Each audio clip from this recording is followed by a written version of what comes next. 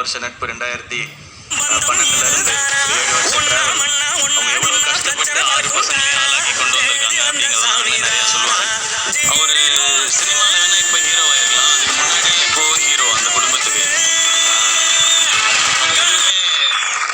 எதுவுமே இல்லாததுல இருந்து இப்ப அவங்க கூட இருக்கிற 5 ஃபேமிலியும் அப்படி பாத்துக்கிறாரு அவரு. தான் ஃபேமிலிக்கு என்னெல்லாம் கிடைக்குதோ, தான் பிள்ளைங்களுக்கு என்னெல்லாம் கிடைக்குதோ அது எல்லாம் அவங்களுடைய அண்ணன் பசங்களுக்கும் தம்பி பிள்ளைங்களுக்கும் கிடைக்குது.